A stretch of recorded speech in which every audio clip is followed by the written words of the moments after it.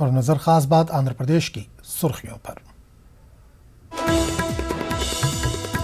आंध्र प्रदेश में कोरोना टीकाकारी के मराकज hot spot में हो रहे हैं तब्दील। हुजूम को कंट्रोल करने में पुलिस और तिब्बी अमला नाकाम।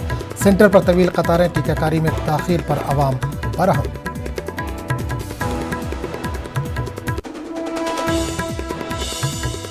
आंध्र प्रदेश में आज से कोरोना के अलामात का पता लगाने के लिए घर घर फीवर सर्वे। बढ़ते कोरोना वायरस को फैलने से रोकने की कोशिश। गवर्नमेंट मुलाजमीन की ड्यूटी टाइमिंग में तब्दीली। सुबह 8 से 11:30 बजे तक काम के औकात। कर्नूल में 2 अप्रैल को हुए चोरी के मामले को पुलिस ने किया हल। 4 अफराद चोरी के इल्जाम में गिरफ्तार। 28 लाख रुपए बाजियाब।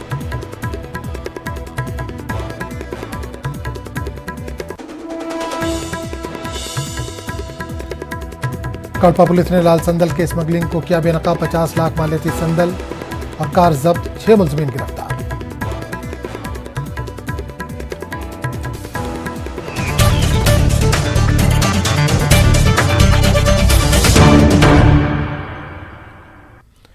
आंध्र प्रदेश में कोरोना टीकाकारी के मरकज हॉट स्पॉट में तब्दील हो रहे हैं। कई मुकामात पर टीकाकारी के लिए भी हुजूम देखा जा रहा है। रियासत में कोरोना की दूसरी लहर तेजी से फैल रही है। पुलिस और तिब्बी अमला अवाम को कंट्रोल करने में नाकाम हो गया है।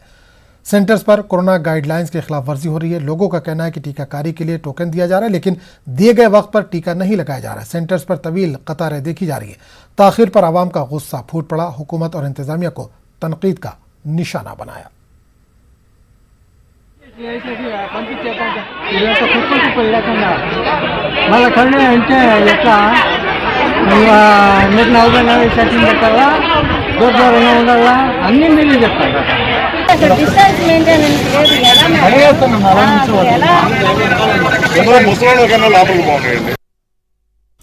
आंध्र प्रदेश में आज से फीवर सर्वे हो रहा है ताकि बुखार, सर्दी और कोरोना के दीगर अलामात का पता चलाया जा सके। बर वक्त तिब्बी इमदाद देकर बढ़ते कोरोना वायरस को फैलने से रोका जा सके। रियासत भर में आज से घर घर सर्वे जारी है।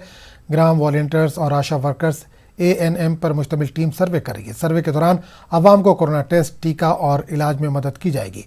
कोरोना अलामात पाए जाने पर वॉलंटियर्स मोबाइल ऐप डाउन करके दे रहे हैं, जो कमांड कंट्रोल से जोड़ा जाएगा।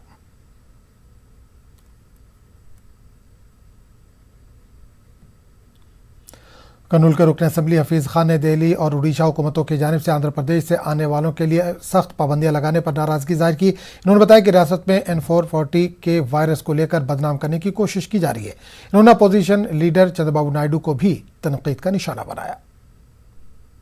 और दिल्ली गवर्नमेंट जो है हमारे आंध्र प्रदेश के लोगों को अगर आए तो जो है कुछ पाबंदियां रखना वो लोगों के वास्ते एंट्री एंड के बारे में बोलकर बताया जा रहा है। गवर्नमेंट के मेमोज दिए हैं। ये कुछ बेबुनियाद मीडिया चैनल्स के रिपोर्ट्स के ऊपर मैं चंद्रबाबू नायडू साहब से स्ट्रेट क्वेश्चंस पूछ रहा हूँ।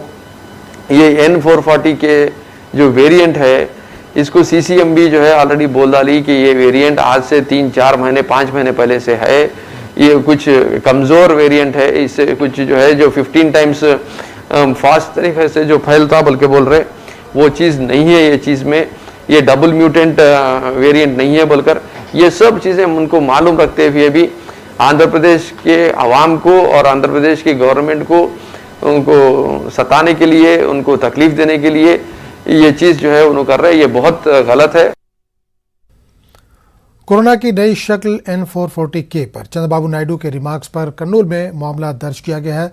सुभैया नामी वकील ने तेलुगु देशम के कौमी सदर इन चंद्रबाबू नायडू के पर इल्ज़ाम लगाया कि वो कोरोना की नई शक्ल के मामले पर अवाम में दहशत फैला रहे हैं। Disaster management act section 54 IPC की दफात के तहत मामला दर्ज किया गया है।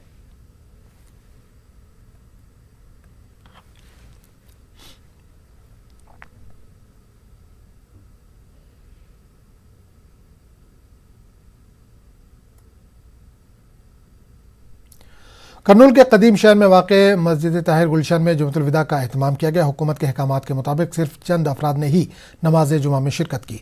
मौलाना सैयद शाह मोहम्मद पाशा कादरी ने जुम्मतुल विदा की अहमियत बताई और कोरोना वायरस के खात्मे के लिए खुसूसी दुआ की। अल्लाह के रब्बुल इज़्ज़त की तौफीक से हम सब ने जुम्मतुल विदा की नमाज अदा की। ये जुम्मतुल विदा जो हमारे लिए बहुत अहमियत का दिन है, इसलिए कि ये रमज़ान मुबारक का आखिरी जुमा होता है और रमज़ान का हर लम्हा बड़ी रहमतों वाला, बरकतों वाला होता है और फिर जुमा सारे दिनों का सरदार है। इसीलिए इस जुमा की अहमियत बहुत बढ़ जाती है कि ऐसी रहमत वाला, ऐसी बरकत वाला दिन फिर एक साल तक हमको नसीब नहीं होता। इसीलिए इसको अहमियत देते हुए हम सब जितने मुसलमान हैं ज़्यादा से ज़्यादा इस दिन इबादत कर कर परवरदिगार आलम को राज़ी करने की कोशिश करते हैं। जुम्मतुल विदा के फैज़ान से हम सबको मालामाल फरमाते हुए ये जो बीमारी कोरोना आई हुई है, मौला इस बीमारी से तमाम इंसानों को नजात अता फरमा दे।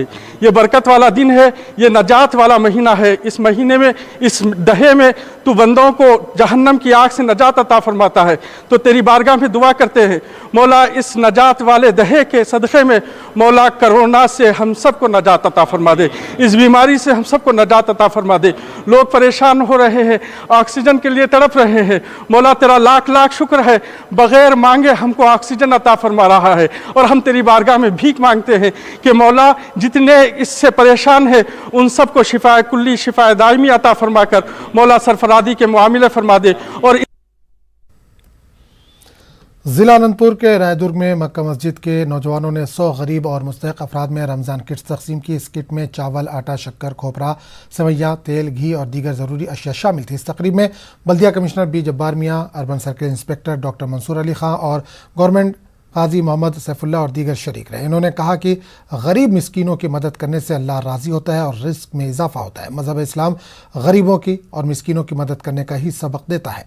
मक्का मस्जिद के नौजवान के काम की सताइश की और दीगर मोहल्ले के नौजवानों को भी इस तरह के प्रोग्राम करके गरीबों की मदद करने की अपील की गई।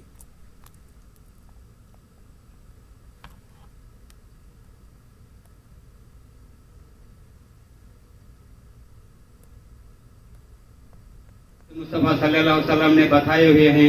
इस प्यारे तरीके पर हम सब भी मालदार लोगों ने अपना अपना ज़कात निकाल कर गरीब लोगों में तस्कीम करना है, क्योंकि हमारा हक होता है। गरीब लोगों में हमारे जो ज़कात निकालते हैं, सदका निकालते हैं, वो गरीबों में भी हमें देना चाहिए। పవిత్ర రంజాన్ మాసంలో మన అందరము ఉపవాస దీక్షలనే చేస్తున్నాము। దీని ముఖ్య ఉద్దేశం ఏమంటే మనమందరం ప్రతి ఒక్కరు సహనంతో ఎలా మెలగాలి, ప్రతి ఒక్కరిని ఒకరు ఎలా గౌరవించుకోవాలి, అలాగే ఒకరి యొక్క హక్కులు మరొకరి మీద ఎలా ఉంటాయి, ఆ హక్కులు మనం ఎలా తీర్చాలి అనే ఉద్దేశంతో మనం ఉపవాసాలు అనేది ఉంటున్నాము। అలాగే మనకు విధిగా ఉన్నటువంటి జకాత్ దానం మనం చేస్తున్నాము। ప్రతి ఒక్కరూ తమ ఒక సంవత్సరపు ఆదాయంలో 2.5% డబ్బును మన జకాత్ రూపంలో తీయవలసి ఉంటుంది। ఈ విషయం మీ అందరికీ మనందరికీ తెలిసిన విషయమే।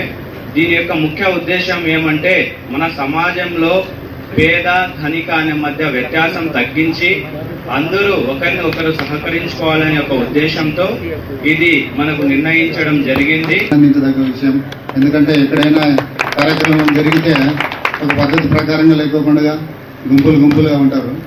ఈ కరోనా సమయంలో కూడా ఈ విధంగా ఏర్పాటు చేశారంటే వాళ్ళందరూ యువకులను ఖచ్చితంగా అభినందించాల్సిందే। कर्नूल बर्दिया कॉरपोरेशन के नौमुंतखब मेयर के चैम्बर का इफ्तिताह अमल में लाया गया। इस मौके पर रुकन असम्बली कर्नूल हफीज़ खां, रुकन असम्बली पानियाम काटासानी के अलावा म्यूनसिपल कमिश्नर डी के बालाजी शरीक थे। इन्होंने आवाम से अपील की कि वो कोरोना वायरस से महफूज रहने के लिए खुसूसी तवज्जो दें और हुकूमत की जानिब से जारी करदा अहकामात पर सख्ती से अमल करें। ज़्यादा स्प्रेड हो रहा है और पूरा पब्लिक लोगों को एक रिक्वेस्ट कर रहा है, मिनिमम केयर लेना है। वो तो मास्क लगाना है, और एक डिस्टेंस मेंटेन करना है और हर एक बार हैंड्स क्लीन करना है, नहीं तो सैनिटाइजर यूज़ करना है। ये चीज़ को सीरियस नहीं लेंगे। गवर्नमेंट चाहे कितने भी बेड्स तैयार कर ले, कितने भी हॉस्पिटल्स तैयार कर ले, हम लोग कामयाब नहीं हो सकेंगे और इसमें बहुत सारा जो है नुकसान हमारा हो जा सकता है। इसीलिए सबसे ज़्यादा आप तवज्जो देना है तो अच्छे से अच्छे मास्क, N95 मास्क खरीदिए या डबल लेयर, ट्रिपल लेयर के क्लॉथ मास्क खरीदिए, या जिस तरीके का ये non woven mask, surgical mask बोलते हैं उसको, वो खरीद कर जो है आप आंध्र प्रदेश और तेलंगाना सरहद पर वाक़ पंचलिंगाला चेक पोस्ट पर एनफोर्समेंट की टीम ने गाड़ियों की चेकिंग के दौरान 38 शराब के बॉक्स को जब्त किया। पुलिस ने 2 अफराद को गिरफ्तार किया। बताया जा रहा है कि गैरकानूनी तौर पर शराब तेलंगाना से मुंतकिल की जा रही थी। पुलिस ने एक मामला दर्ज कर लिया है, जांच जारी है। कर्नूल पुलिस ने चोरी के इल्जाम में 4 अफराद को गिरफ्तार किया है। मुलजिमीन के कब्जे से 28 लाख रुपए जब्त किए गए। कर्नूल डीएसपी महेश ने बताया कि चोरी का मामला अप्रैल में पेश आया था। मुलजिमीन का ताल्लुक तेलंगाना से है। वाज़ेह है कि कर्नूल के इलाके कृष्णा नगर में शक्ति मार्केटिंग में 2 अप्रैल को 28 लाख की चोरी हुई थी।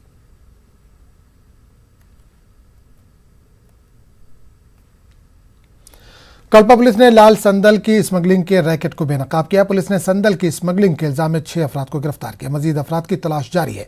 कल्पा एडिशनल एसपी देवर प्रसाद ने बताया कि एक इत्तला पर पुलिस ने गाड़ियों की चेकिंग की और संदल की लकड़ी और कार को जब्त कर लिया। संदल की लागत 50 लाख रुपए बताई जा रही है। मुलजिमीन को अदालत में पेश किया गया।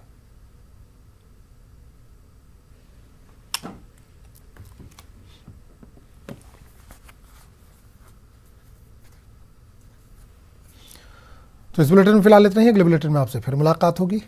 आदाब।